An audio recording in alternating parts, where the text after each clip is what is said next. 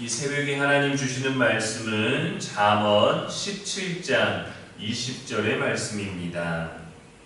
마음이 굽은 자는 복을 얻지 못하고 혀가 패역한 자는 재앙에 빠지느니라.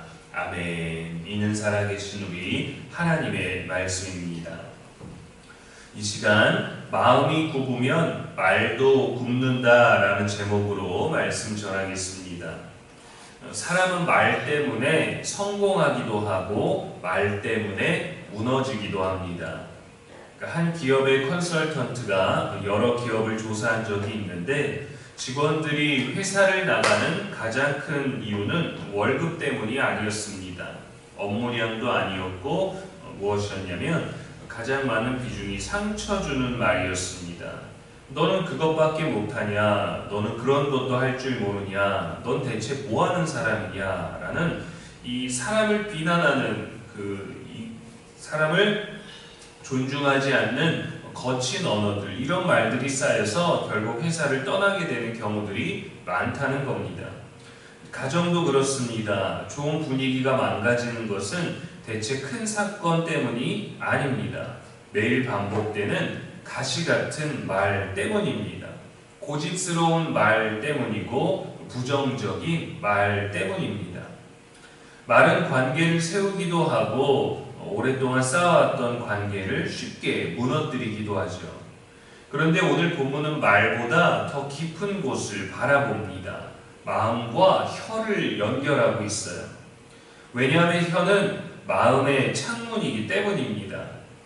마음이 굽었다는 것은 휘어졌다는 뜻입니다. 똑바로 보지 못하는 상태입니다. 세상을 삐뚤게 보는 사람이죠. 남의 말도 좋게 해석하지 않습니다. 칭찬도 의심합니다. 조언도 공격으로 받아들입니다.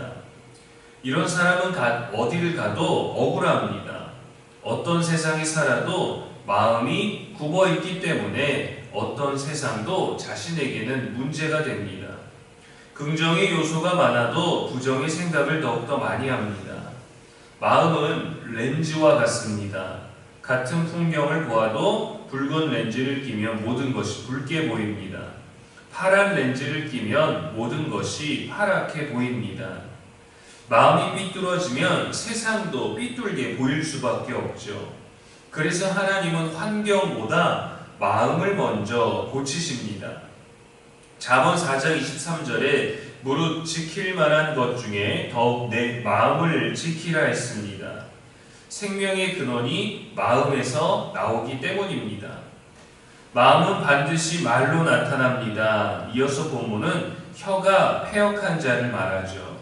예수님도 같은 말씀을 하셨습니다. 마태복음 12장에서 마음에 가득한 것을 입으로 말한다고 하셨어요. 우리는 그냥 말실수였습니다 라고 말하죠. 그러나 예수님은 툭 튀어나온 말실수보다 그 마음을 보십니다. 화가 많으면 화가 말로 나옵니다. 불만이 많으면 불만이 말로 나옵니다. 욕심이 많으면 불평이 나오고 감사가 많으면 감사가 나오겠죠. 사랑이 많으면 위로의 말이 나옵니다. 말은 마음의 열매입니다. 그래서 패역한 말은 결국 자신을 무너뜨립니다. 본문은 마지막에 재앙에 빠지느니라 이렇게 기록합니다. 놀랍게도 남을 망하게 한다라고 하지 않아요. 자신이 빠진다고 말합니다. 자신이 재앙에 빠지게 된다고 말이죠. 거짓말하는 사람은 결국 자신의 거짓말에 갇힙니다. 욕심이 많은 사람은 결국 자기 욕심에 무너지고 드러나게 됩니다. 험담하는 사람은 사람들을 잃겠죠.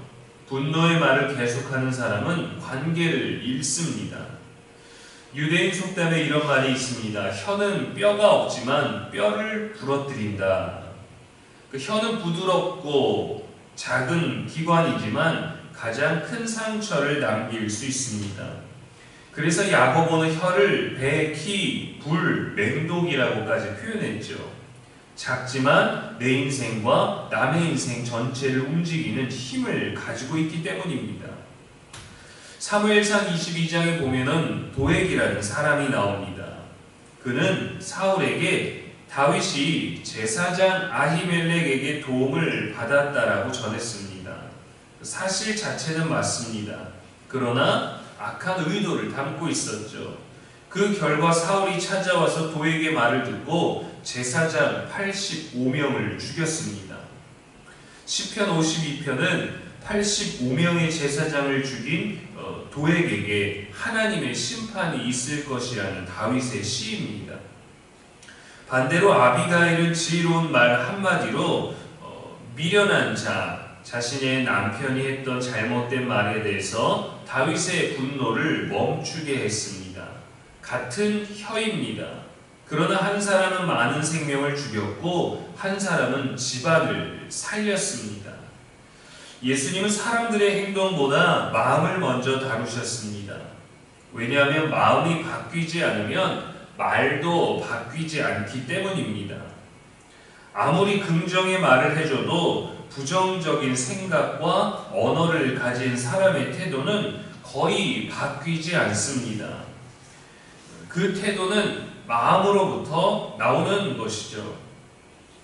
그래서 새 언약은 율법을 돌판에 쓰는 것이 아니라 마음에 새기는 것입니다.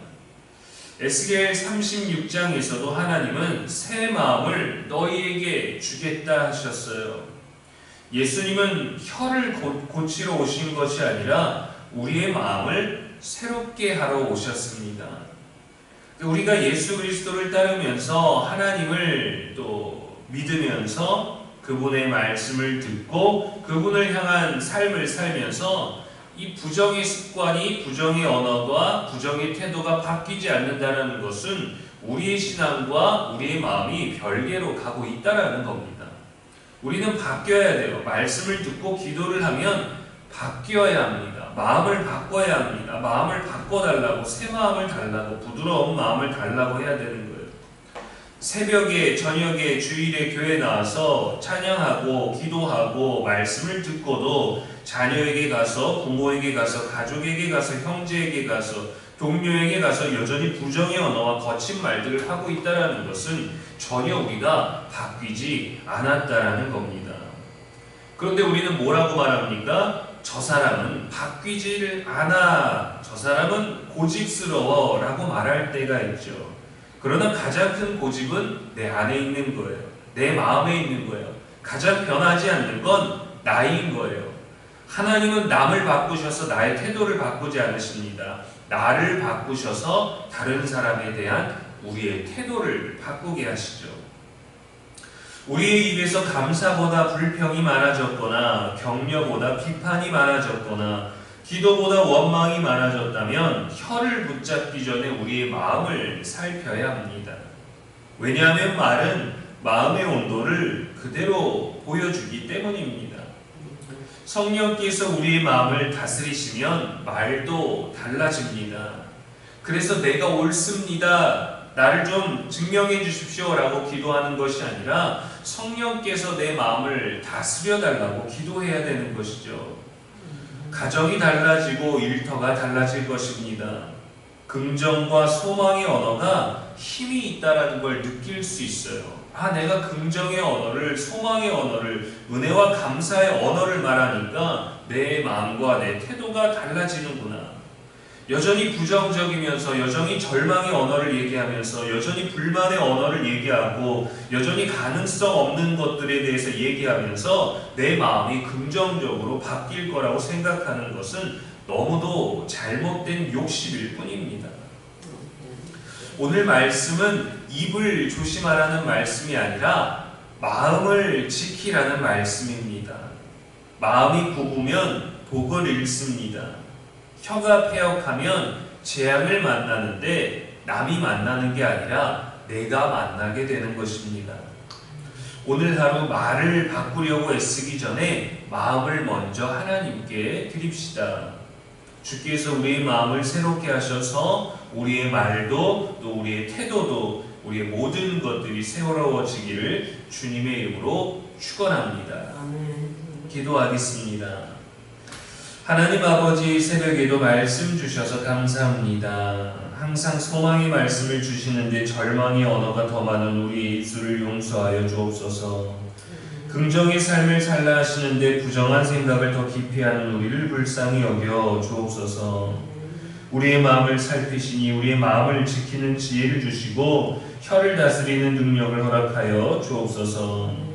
주어진 오늘 우리의 입술로 감사를 말하게 하시고 하나님 주시는 부드러운 마음은 새롭게 하시는 마음, 예수 그리스도의 마음으로 살게 하여 주옵소서. 오늘도 우리 소망이 되시는 예수님의 이름으로 기도합니다. 아멘.